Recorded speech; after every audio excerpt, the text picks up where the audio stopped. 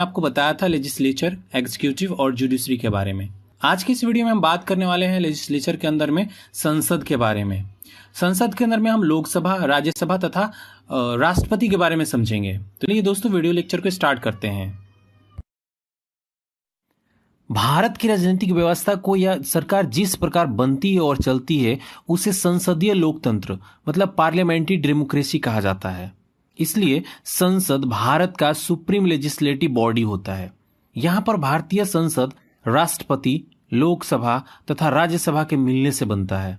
लोकसभा को house of the people तथा राज्यसभा को काउंसिल ऑफ द स्टेट कहा जाता है।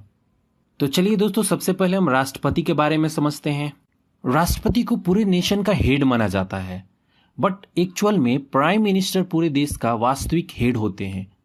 वैसे तो भारत का राष्ट्रपति संसद का अंग होता है, फिर भी वह दोनों में से किसी भी सदन में ना तो बैठता है और ना ही उनके चर्चाओं में भाग लेता है। राष्ट्रपति समय समय पर संसद के दोनों सदनों को बैठक के लिए आमंत्रित करता है। दोनों सदनों द्वारा पास किया गया बिल तभी कानून बन सकता है जब राष्ट्रपति उस पर अपनी अनुमति प्रदान कर दें। इतना ही नहीं, जब संसद के दोनों सदनों मतलब राज्यसभा तथा लोकसभा का सेशन नहीं चल रहा हो और राष्ट्रपति को ऐसा फील हो कि इस कंडीशन में तुरंत कार्यवाही की जरूरत है, तो वह ऑर्डिनेंस मतलब अध्यादेश जारी कर सकते हैं।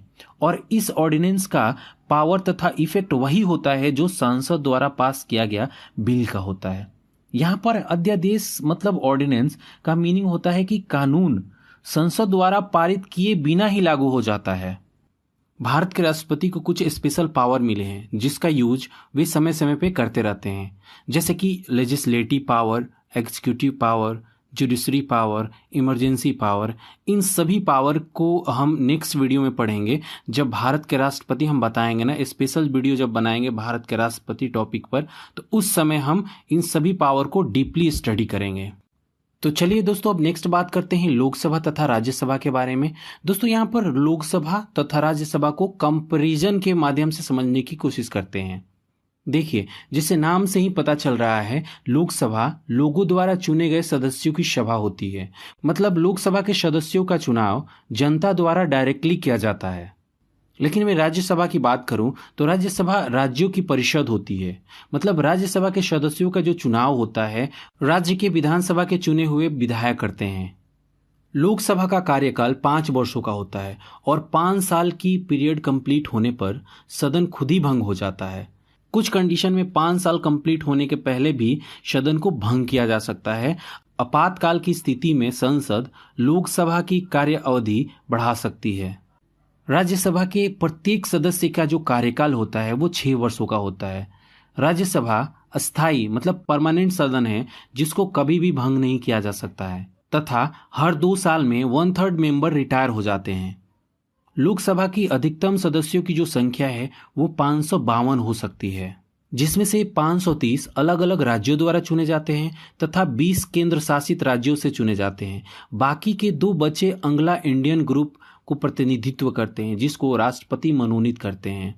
अंग्लो इंडियन का मतलब होता है कि जो विदेशी जो है वो भारत में बस गए हैं। वर्तमान में जो लोकसभा का सीट है वो टोटल 545 है। राज्यसभा में मैक्सिमम 250 सदस्य हो सकते हैं, जिसमें से 238 राज्यों तथा केंद्र शासित राज्यों द्वारा चुने हुए प्रतिनिधि होते हैं और बाकी के 12 को राष्ट्रपति द्वारा मनोनीत किया जाता है। इस समय राज्यसभा में कुल 245 सदस्य है, जिसमें से 232 राज्यों तथा केंद्र शासित राज्यों द्वारा चुने हुए प्रतिनिधि है। बाकी 12 को राष्ट्रपति द्वारा मनोनीत किया गया है। लोकसभा चुनाव लड़ने के लिए मिनिमम एज 25 ईयर होना चाहिए, जबकि राज्यसभा के लिए 30 ईयर होना चाहिए। लोकसभा का प्रतिनिधि first post the first method द्वारा चुना जाता है, जिसको यूनिवर्सल एडल्ट फ्रेंचाइजी भी कहते हैं। इसका मतलब होता है कि मान लीजिए कि 4 पार्टियां हैं, ए, बी और सी, और डी। ए को 2 लाख वोट मिला है, बी को 1 लाख वोट मिला है, जबकि सी को 1.5 मतलब 1.5 लाख वोट मिला है और डी को 3 लाख वोट मिला है। तो जो सबसे ज्यादा जिसको वोट मिला है ना, वो विनर हो जाएगा। मतलब वो क्या करेगा, वो सांसद बन जाएगा। इसमें ऐसा कुछ शर्त नहीं है कि 50% से ज्यादा वोट लाना पड़ेगा। राज्यसभा के सदस्यों को एमएलए द्वारा प्रोपोर्शनल रिप्रेजेंटेशन के माध्यम से चुना जाता है। लोकसभा का रिप्रेजेंटेटिव स्पीकर होते हैं, जबकि राज्यसभा का जो रिप्रेजेंटेटिव होते हैं वो उपराष्ट्रपति होते हैं। लोकसभा में मनी बिल को इंट्रोड्यूस किया जाता है। लोकसभा में मनी बिल को इंट्रोड्यूस हो जाने के बाद राज्यसभा में कंसिडरेशन के लिए भेजा जाता है। संसद के दोनों सदनों को कुछ मामलों को छोड़कर सभी क्षेत्र में समान पावर तथा स्टेटस मिलता है। राष्ट्रपति पर महाभियोग चलाने, उपराष्ट्रपति को हटाने, संविधान के संशोधन करने, सुप्रीम कोर्ट तथा हाई कोर्ट के न्यायाधीशों को हटाने जैसे महत्वपूर्ण मामलों में राज्यसभा को लोकसभा जैसे पावर प्राप्त है। दोनों सदनों के सदस्यों का वेतन तथा भत्ता समान होता है, वो भी टैक्स फ्री। सांसद के सदस्यों को प्रति माह 50,000 रुपये मिलते हैं।